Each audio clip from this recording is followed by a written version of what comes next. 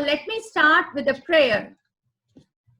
Precious Heavenly Father, we thank you for this unspeakable privilege that you have given to us for coming to your presence. You are the God who made heaven and earth. You are a great God whom we can never ever comprehend. But Lord, still you are ready to listen to our little voice. Thank you so much for giving us this privilege to come to the throne room of God. Open our hearts to your word and speak to us in the way that you alone can speak, in the way that you alone can make us to understand. Help us to hear the song of your voice. Give us wisdom and lead us according to your word. Lord Jesus, you will look to the ones who are contrite in spirit, who is humble in heart, and who trembles at your word. I pray, Father, you will make us humble. You will make us to tremble at your word, and you will help us to develop faith and to come to your presence, expecting that you are going to speak and speak in a way that we will be transformed. In Jesus' name we pray. Amen. Good evening. And today I would start with an importance of prayer first. Bible says, I sought for a man who would build the wall, stand in the gap on behalf of the land, so that I will not have to destroy it. But I found none. That is the most pathetic situation. God is searching for a man or a woman, not to preach, but to pray, to stand in the gap so that the world will not be destroyed. A praying man or a woman is a snare of hell. Such a man or a woman will never be shaken.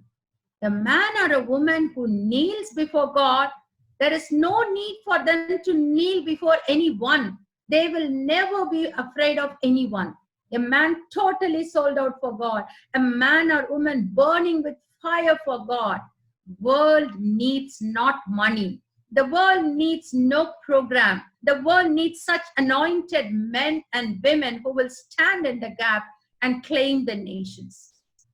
God will be a wall of fire around such a person. Bible says in Zechariah 2:5, I will be the wall of fire around her. Today you have been given the chance to be that woman or man of God. To be the woman who will walk in radical obedience to God. Because obedience is the key to intimacy. The first couple lost their intimacy. They were walking with God day and night, but they lost the intimacy because they disobeyed. So that's why God wants a woman who walks in radical obedience to Him. The one who will listen to the voice of the bridegroom. Isaiah 54:5 says, your maker is your husband.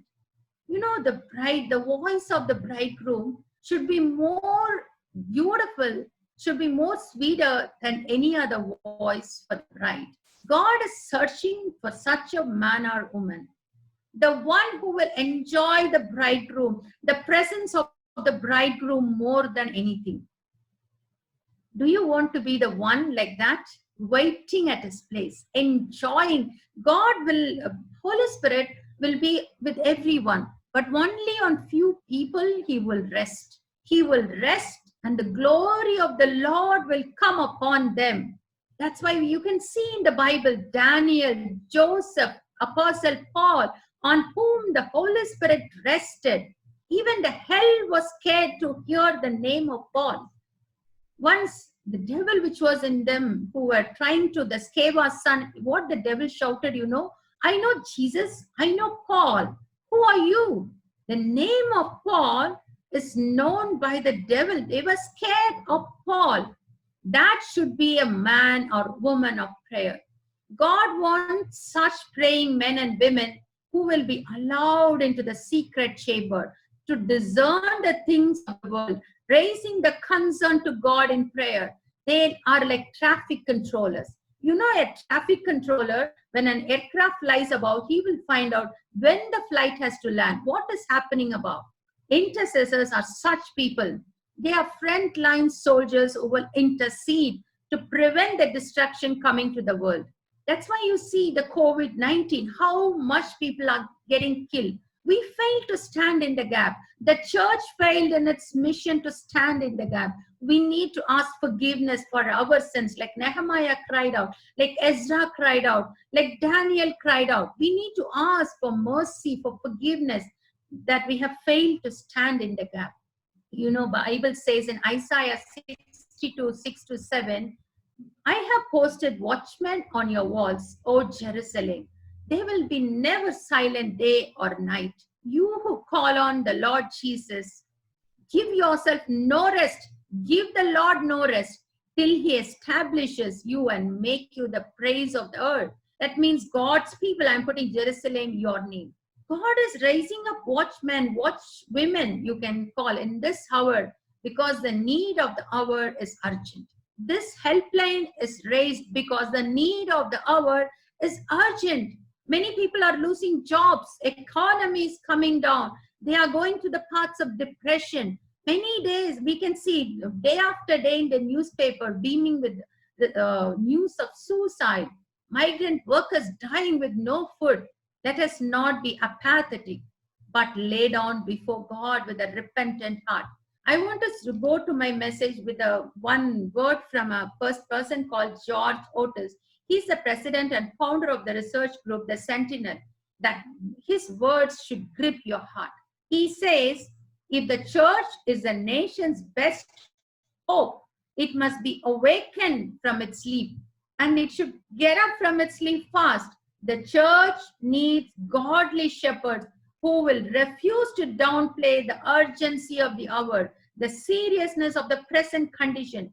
She requires committed prophets who will seize every opportunity to acknowledge with Ezekiel, our offenses and sins weigh us down. We are wasting away. We have come to the point, both as individuals and church, we can no longer coast on the momentum of past deeds and choices. Our relationship with God has become very shallow.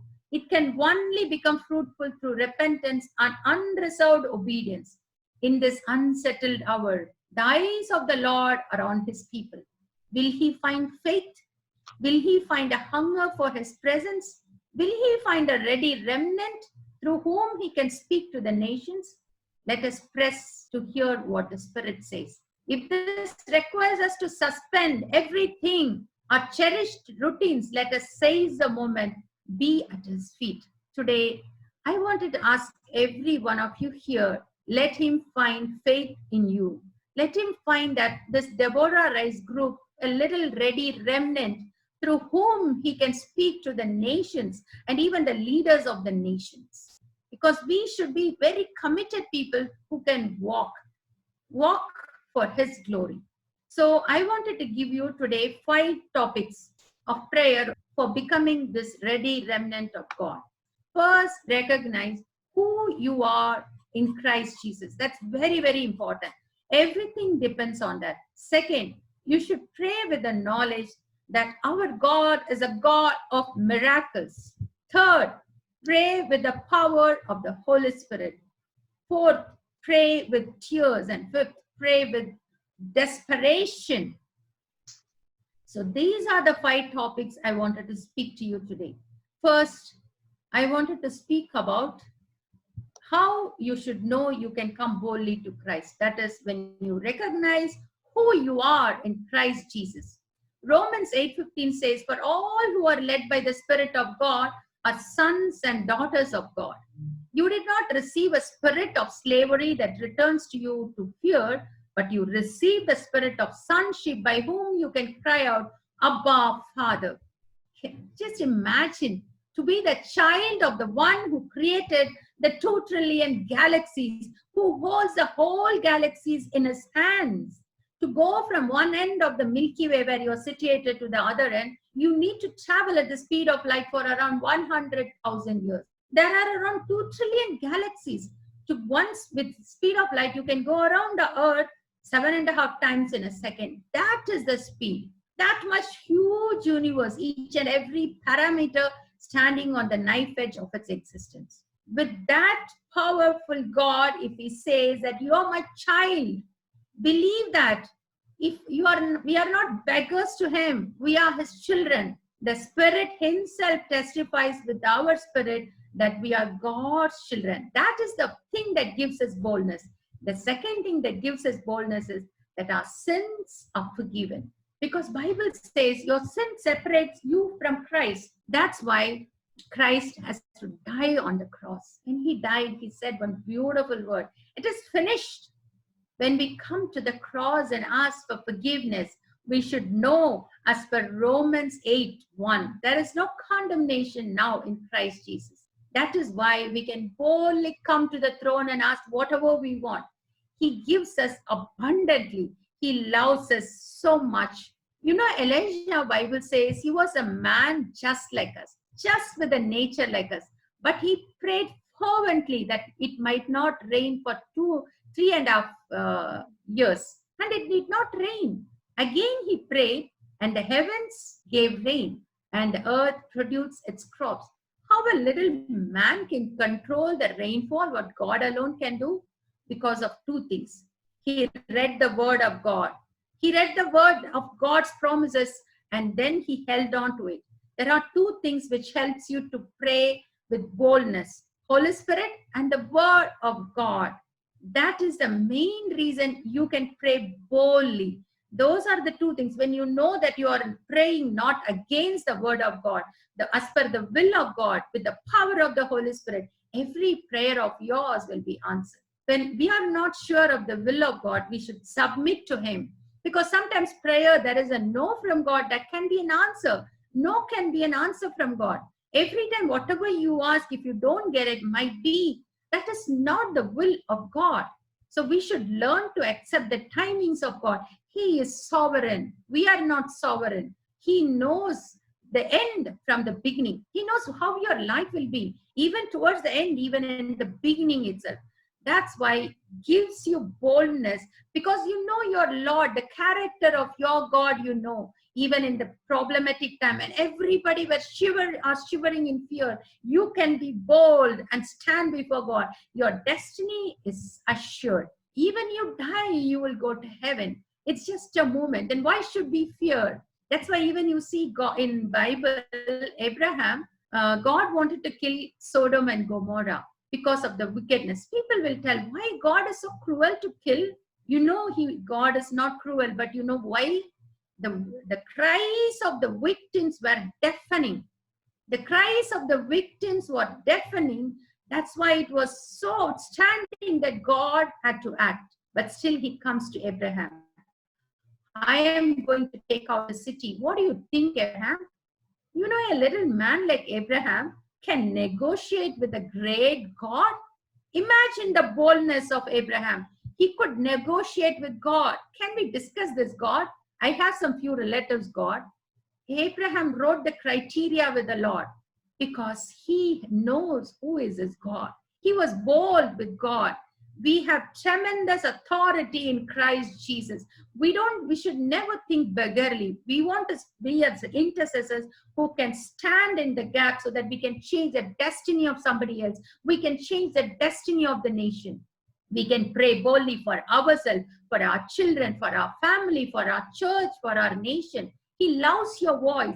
He wants to listen to you in this way. That's why Bible clearly says when the disciples went to Jesus, they never asked him how to do miracles. They knew his power, and that power came from prayer. That's why they went and asked how to pray. Jesus beautifully gave a method how to pray. He did not give a recitation. It's not for recitation. It's a method. You can see, first you see God's glory, he's telling. And then it comes to confession. And then it comes to supplication, the beautiful way of laying out for prayer. That's why God wants to be the center of our life. He wants us to acknowledge his authority. You have been using me like a pickle, but I don't want to be a pickle in your life. I want to be in the center of your life. Everything in your life had to wrap around me. Everybody you want to meet had to wrap around me. Everything of your plan had to be around me. I am your lover of your soul. That's why Bible says, in him we have our being. In him we love. In him, we are a new creature. Because unless we have this intimacy, we cannot have the boldness. We want power, we want results, but we don't have intimacy. How can we have the power and the results? He calls out, "Where are you, Adam?" Because he lost that intimacy. Adam and Eve lost that intimacy. That's why God wants every one of us to come to him, not as a beggar, but as his children. Whatever Adam and Eve lost that intimacy, God wants to keep to us. He wants praying people. He wants lovers. The word, when we come to him with the word of God and the Spirit of God, they work together. Every prayer of us can be 100% answered, because it's asked as per the will of God. 1 John 5:15 says, "Whatever you ask as per the will of God, have this boldness that you will receive it." That's why even in Psalm 33:6 says, "The word of the Lord, by the word of the Lord, heavens are made, and by the breath of him, the starry host." You can see one is the Holy Spirit, the other is word of God. That's why it's so important to pray using the word. So important to pray through the power of the Holy Spirit. It's both are together. So praying, then the second point is praying with the knowledge that our God is a God of miracles. Many times people believe that God cannot do this. When we have something, a little life is pending, we think God can act. When everything has died in our life, we believe that God cannot act. Even in my life, when at that once upon a time, I was walking through the path of suicide. I thought everything has died. Now God cannot act anymore. I forgot God. I had my fist against God. But God acted when I felt everything has died. He came to meet me in the deathbed when I was in ventilator.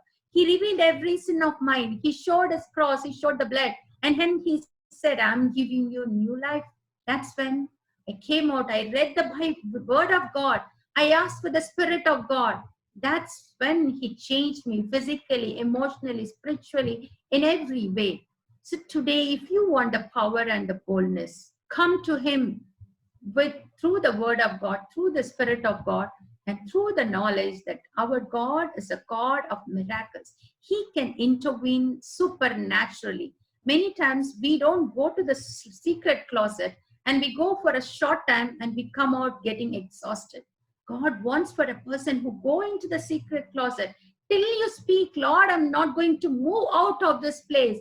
I want to hear your voice." Will not God listen to speak to such a person?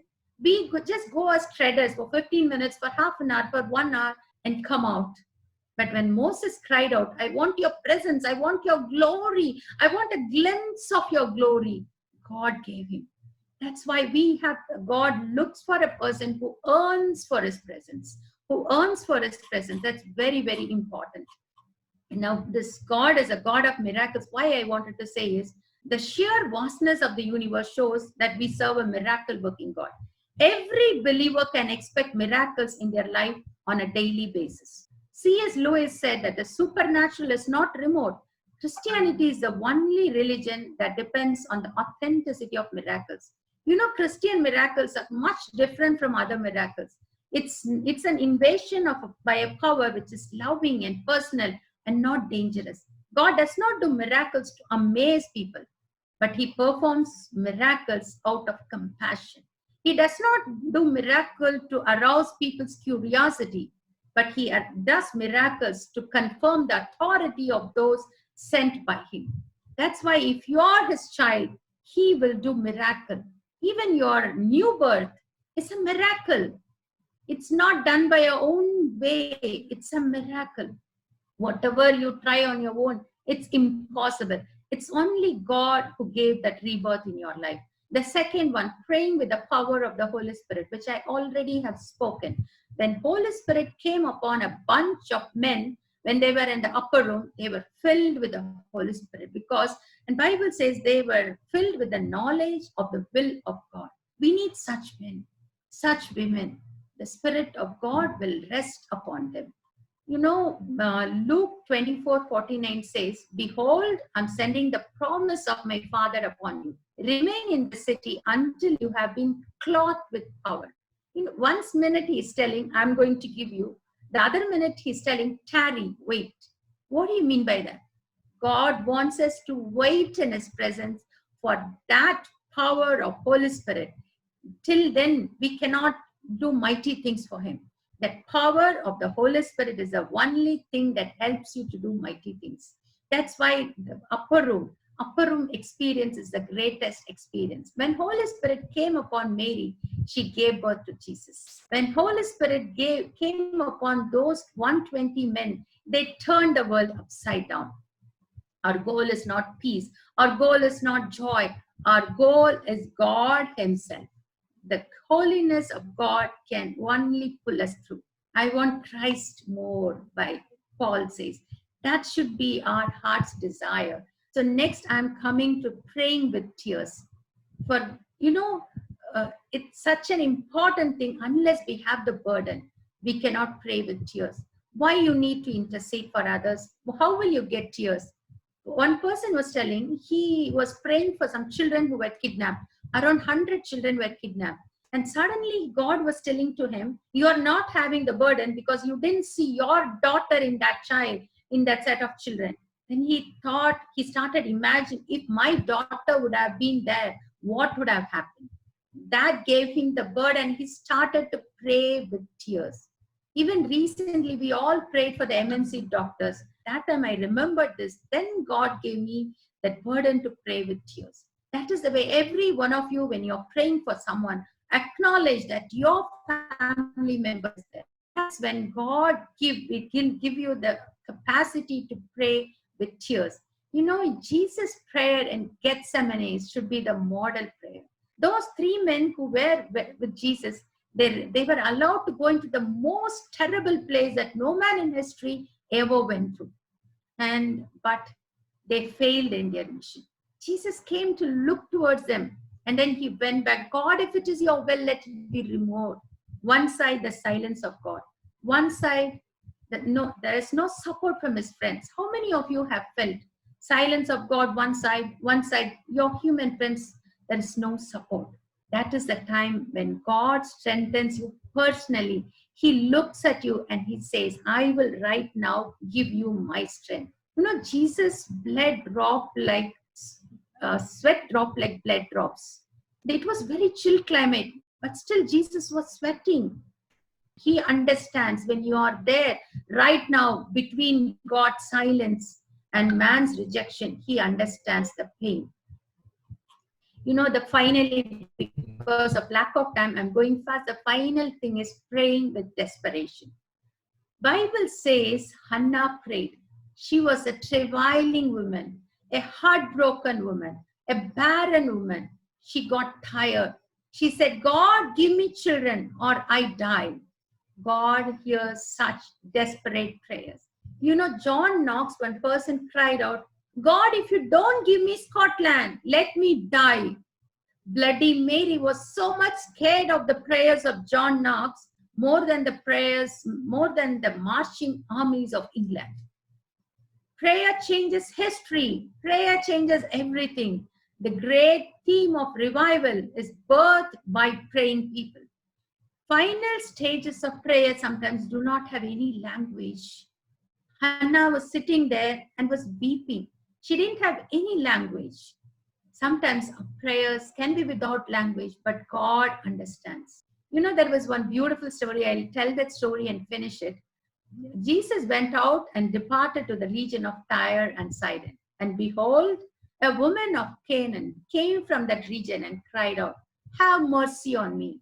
O Lord, my daughter is severely demon-possessed. But he answered her not a word. His disciples came and urged him, send her away. She's going on crying.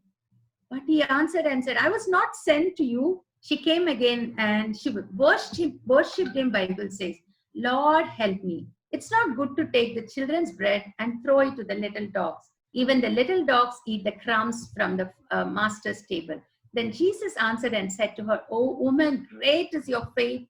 Let it be done to you as your desire. See, she met roadblock after roadblock. First of all, Canaanites do not have a good relation.